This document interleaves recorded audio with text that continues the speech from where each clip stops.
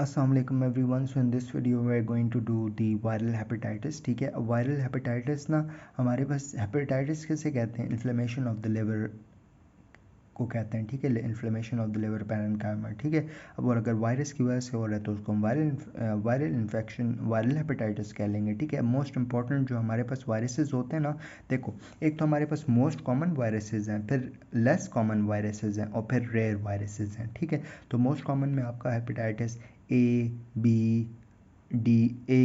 C D आ जाता है। ठीक है, ABCDNE। ठीक है, फिर लेस कॉमन में आपका साइटोमेगालो एप्स्टेन बार वायरस आ जाता है। ठीक है, और रेयर में आपका जो है वो हर्पीज सिम्प्लेक्स वायरस और येलो फीवर आ जाता है। ठीक है, तो आपने इसी तरह लिखना है, कॉमन, लेस कॉमन और रेयर। ठीक है, अब लैब इन्वेस्टिगेट, अब इस वीडियो में हम लोग एक्यूट वायरल इन्फेक्शन कर लेंगे। ठीक है, और जो आपका पेशेंट पेपर में सिनेरियो आता है वो भी इसी तरह होता है, एक्यूट वायरल इन्फेक्शन का आपका सिनेरियो होता है। ठीक है, और अगर आपको कोई ज़्यादा स्पेसिफिक फीचर्स लिख दिए तो आप यही लिखोगे कि acute viral infection due to hepatitis A या हेपेटाइटिस बी या hepatitis C, whatever it is. ठीक है, अच्छा जी, अब क्लिनिकल फीचर्स में जब आप देखते हो ना तो उसमें आपका वायरल इन्फेक्शन है। ठीक है, और लिवर इन्वॉल्व हो रहा है, WBC ज़्यादा होगा, बिलिरुबिन का लेवल ज़्यादा होगा, AST LT ज़्यादा होंगे, LP ज़्यादा होंगे। ठीक है, इसके अलावा नौजिया होगा, वॉमिटिंग होगा, पेशेंट को PT जो होगा वो ज़्यादा रेस्ड होगा। ठीक है, इसके अलावा लिवर जो होगा वो टेंडर होगा, एनोरेक्सिया वगैरह होगा। ठीक है, अच्छा जी, अब हेपेटाइटिस ए को मैं आपको बताऊं तो वो फीको ओरल रूट ट्रांसमिशन है। ठीक है, और इसकी वैक्सीन प्रेजेंट है। हेपेटाइटिस बी जो होता है वो आपका बॉडी फ्लूइड से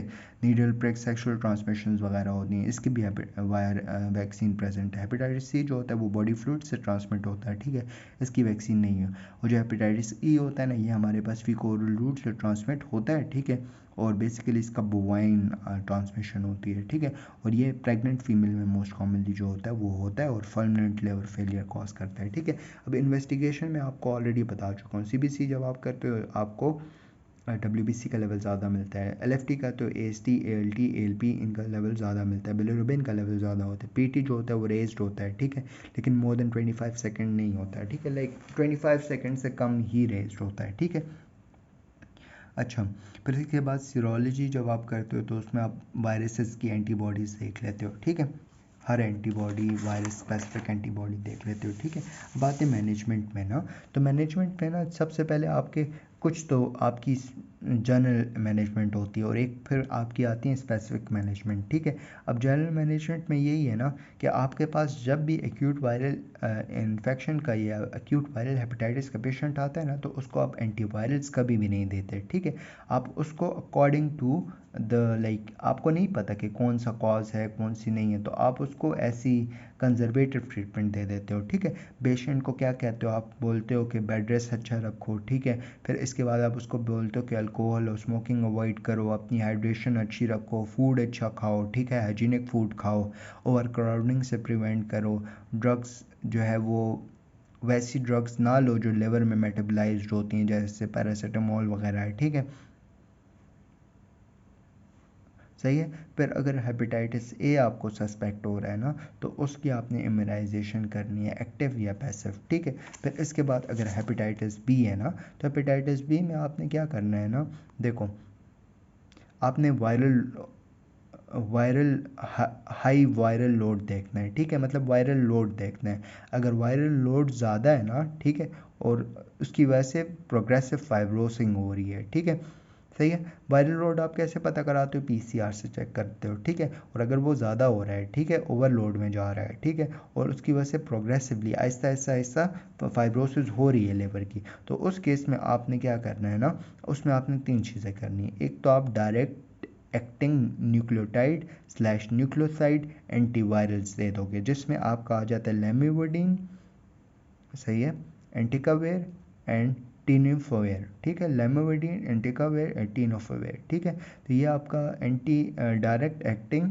न्यूक्लियोटाइड न्यूक्लियोसाइड एंटीवायरल्स होती हैं। ठीक है, ये दे देते हो, इसके अलावा आप इंटरफेरॉन अल्फा देते हो या तो आप लिवर ट्रांसप्लांटेशन करते हो। ठीक है, अब अगर आपको लगता है कि अगर हेपेटाइटिस सी की वजह से हमारे पास ये इन्फेक्शन हो रहा है ना तो उसमें आप क्या दे दोगे, उसमें आप दे दोगे पिगाइलेटेड इंटरफेरॉन अल्फा और रेबिवेरेंट। ठीक है, पिगाइलेटेड अल्फा फेरॉन इंटरफेरॉन अल्फा और रेबिवेरेंट। ठीक है, अब अगर आपको लगता है कि आप पेशेंट को हेपेटाइटिस डी की वजह से हो रहा है, ठीक है, तो उसकी ट्रीटमेंट जो होगी same as that of the hepatitis B होगी, ठीक है। और अगर हेपेटाइटिस ई की वजह से लग रहा है तो लिवर ट्रांसप्लांटेशन करोगे, ठीक है, एंड वैक्सीनेशन भी प्रेजेंट है इसके लिए, ठीक है।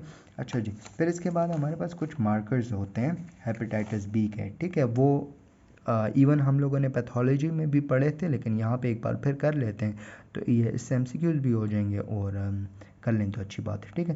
देखो हेपेटाइटिस बी के जो हमारे पास मार्कर्स होते हैं ना, देखो सबसे पहले आपने हेडिंग्स याद रख लो, ठीक है। हेडिंग में क्या है, एक आपका स्टेजिंग है, ठीक है, जिसमें एक्यूट आ जाता है, विंडो, रिजॉल्व, क्रोनिक और इम्यूनाइजेशन, ठीक है। फिर इसके बाद hepatitis B surface antigen, hepatitis B surface antibody, hepatitis B